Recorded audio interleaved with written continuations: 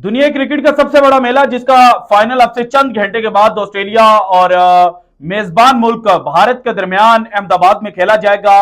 और ऑलमोस्ट इस वक्त जो अहमदाबाद ग्राउंड के बाहर की सिचुएशन है वो ऐसे है कि जनाब जैसे एक बाकायदा जो मेला है वो इंडियन ऑडियंस के लिए सज चुका है। इंडियन जो शायकीन क्रिकेट है वो अहमदाबाद के बाहर इस वक्त ऐसे ही सेलिब्रेट कर रहे हैं जैसे उन्होंने कल का मैच जो है वो पहले ही जीत रखा है। So despite all the controversies which have happened in this world cup, इस वक्त जो दुनिया क्रिकेट के बड़े बड़े दिग्गज है वो अपनी अपनी राय का इजहार कर रहे हैं। अब से चंद घंटे पहले जनाब जो इयन मॉर्गन है वो बात कर रहे थे कि भारत जो है वो किस तरह वर्ल्ड कप 2023 का फाइनल जो है वो हार सकता है और ऑस्ट्रेलिया को वर्ल्ड कप 2023 जीतने के लिए क्या कुछ करना पड़ेगा। लेकिन जनाब इस वक्त एक रिपोर्ट जो है वो मैं आपके सामने रखने लगा हूं और भारत के वो 5 कौन से खतरनाक हथियार हैं जो ऑस्ट्रेलिया से 2023 का फाइनल छीन लेंगे और 2003 का जो फाइनल ऑस्ट्रेलिया जीता था और बाद में ऑस्ट्रेलिया ने बहुत ज्यादा सेलिब्रेट किया था, तो उसका बदला जनाब भारतीय जो क्रिकेट टीम है वो किस तरह से लेने जा रही है और 5 कौन से जनाब बड़े खिलाड़ी जो हैं वो भारत को कल का मैच जो है वो जितवा सकते हैं। अगर भारत की पूरी प्लेइंग 11 की बात की जाए तो उसको टीम ऑफ द टूर्नामेंट भी डिक्लेयर किया जा सकता है, क्योंकि जो जो रोल जिस जिस खिलाड़ी को मिला था उसने जनाब एक्स्ट्रा ऑर्डिनरी तौर पर उस रोल में अपने आप को फिट किया है। और भारतीय कप्तान जो रोहित शर्मा है उन्होंने भी प्रेस कॉन्फ्रेंस में यही बात की कि जनाब जो सातू के सातू बैट्समैन है वो आते साथ ही जनाब जो स्लॉगिंग है वो करना शुरू नहीं कर सकते, बल्कि डिफरेंट रोल्स हर प्लेयर को डिजाइन किए गए हैं और उसमें जनाब वो इस वक्त फिट नजर आ रहे हैं। लेकिन अगर हम इस वर्ल्ड कप में भारतीय टीम की परफॉर्मेंस की बात करें, pitch fixing, ball fixing, toss fixing, इन सारी चीजों से हटकर, तो इस वर्ल्ड कप में जिस टीम ने सबसे ज्यादा रन स्कोर किए हैं वो है जनाब भारत। भारत ने 10 मैचेस में 2810 रन जो है वो स्कोर किए हैं, जबकि जो नेक्स्ट बेस्ट टीम है वो है साउथ अफ्रीका की। इन्होंने 2773 रन जो है वो इस वर्ल्ड कप में स्कोर किए हैं। इसके बाद बैटिंग एवरेज की बात की जाए तो फिर जनाब जो भारतीय बल्लेबाज हैं उन्होंने 58.54 की एवरेज के साथ बैटिंग की है, जबकि जो नेक्स्ट बेस्ट बैटिंग एवरेज रखने वाली टीम है वो है न्यूजीलैंड और न्यूजीलैंड के बल्लेबाजों ने 41.09।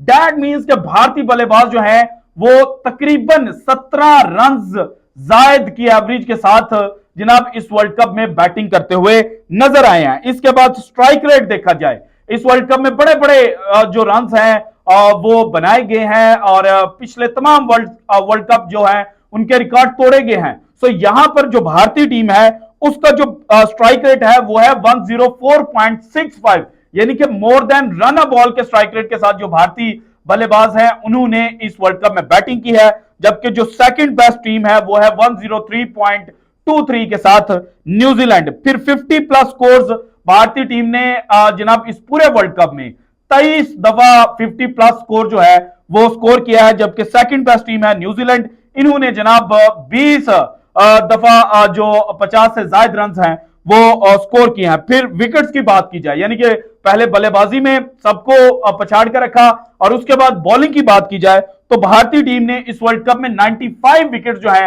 वो हासिल की हैं और सेकंड बेस्ट टीम है साउथ अफ्रीका, उन्होंने 88 विकेट जो है वो हासिल कर रखी हैं। इसके बाद जो बॉलिंग एवरेज बनती है इंडिया की है 20.90, जबकि साउथ अफ्रीका जो सेकंड बेस्ट टीम है उसका बॉलिंग एवरेज है 26.40। दैट मींस के बड़ी जनाब किफायती बॉलिंग करके जो भारतीय बॉलर्स हैं उन्होंने विकेटें जनाब हासिल की हैं। इसके बाद स्ट्राइक रेट की बात की जाए तो भारत का स्ट्राइक रेट है 26.5, यानी कि हर 26.5 गेंद के बाद जो एक विकेट है वो भारतीय बॉलर्स ने हासिल की है, जबकि सेकंड बेस्ट पर साउथ अफ्रीका है, इन्होंने जनाब 29.1 बॉल डिलीवर करके एक विकेट जो है वो हासिल की है। इसके बाद इकोनॉमी रेट की बात की जाए तो बेस्ट टीम है इस टूर्नामेंट की भारत, इन्होंने 4.72 की इकोनॉमी रेट के साथ बॉलिंग की है, जबकि सेकंड बेस्ट टीम है अफगानिस्तान और इन्होंने 5.35 की इकोनॉमी रेट जो है वो मेंटेन किया है और इसके साथ बॉलिंग जो है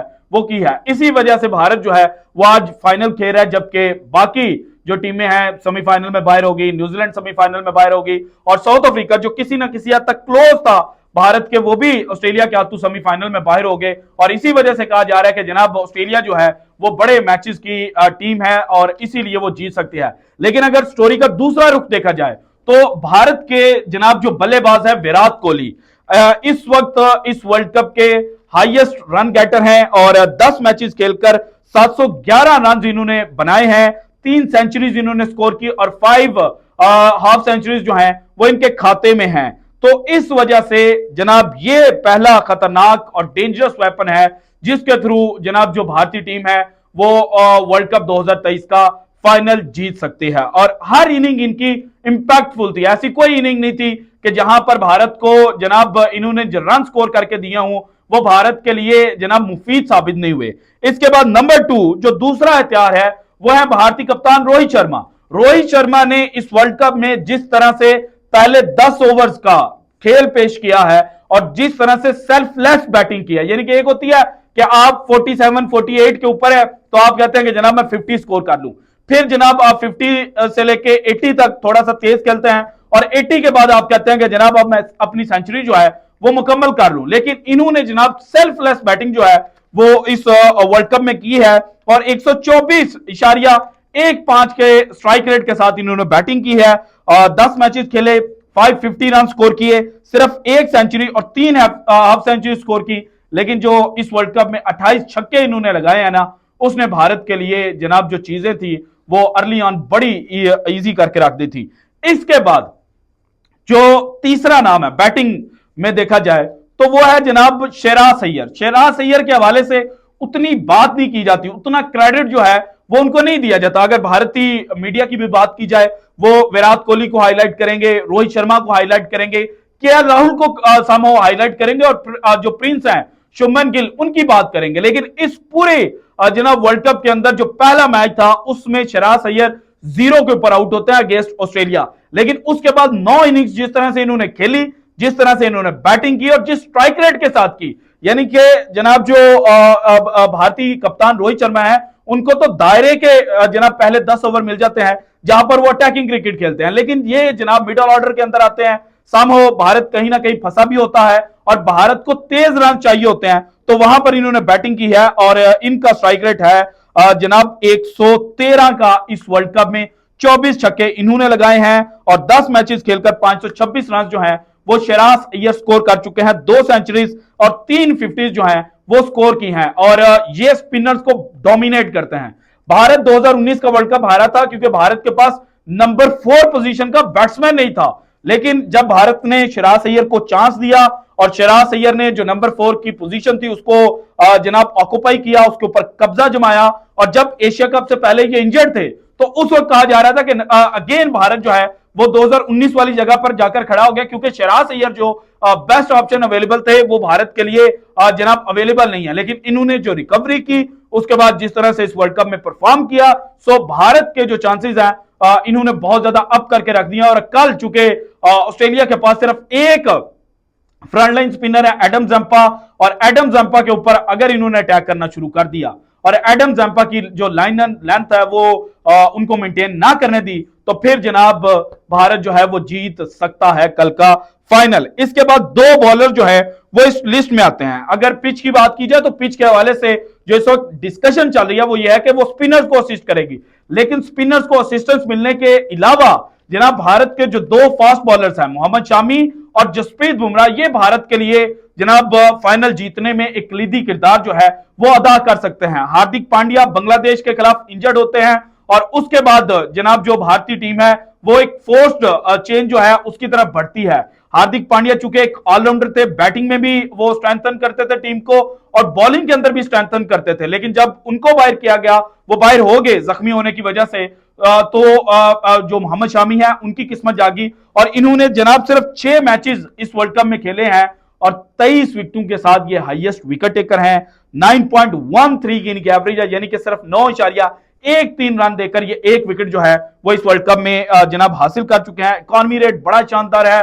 मॉडर्न डे क्रिकेट के अंदर अगर आपका इकॉनमी रेट 5 का है तो दैट मींस कि आप बहुत बेहतरीन जो है वो बॉलिंग कर रहे हैं। 5.01 का इनका इकॉनमी रेट है, स्ट्राइक रेट है 10.91। दैट मींस के हर 10.9 एक गेंद के बाद ये एक विकेट जो है वो इस वर्ल्ड कप में हासिल कर चुके हैं। और भारत की जो जीत का दारोमदार है वो इन पर भी बहुत ज्यादा डिपेंड करेगा। इसके बाद जसप्रीत बुमराह भारत के लिए इस वर्ल्ड कप में सेकंड हाईएस्ट विकेट टेकर है, लेकिन जसप्रीत बुमराह का जो इकॉनमी रेट है कि आपको जनाब जो ऊपर दायरे वाले ओवर्स हैं उनके अंदर जिस तरह से किफायती बॉलिंग की है कि जनाब सिर्फ और सिर्फ 3.98, जहां पर बाकी बॉलर्स पाकिस्तान के हारिस रऊफ को स्कोर पड़ा है 6.74 की इकॉनमी के साथ, और शाहीन शाह अफरीदी की भी इसी तरह पिटाई हुई, मिचेल स्टार्क, ट्रेंट बोल्ट सबकी पिटाई हुई है। वहीं पर जसप्रीत बुमराह जो है वो सिर्फ और सिर्फ जनाब 3.98 की इकॉनमी रेट के साथ इस वर्ल्ड कप में बॉलिंग कर चुके हैं। और वर्ल्ड कप में 10 मैचेस खेलकर इन्होंने 18 विकेटें जो है वो हासिल की हैं। और इनकी विकेटें जो 18 की 18 हैं, उनमें से अगर आप 4-5 को बाहर भी निकाल दें तो फिर भी 13-14 विकेटें इनकी ऐसी हैं जो इंपैक्ट रखती थी, जिन्होंने खेल जो है वो भारत के हक में जनाब पलट दिया था।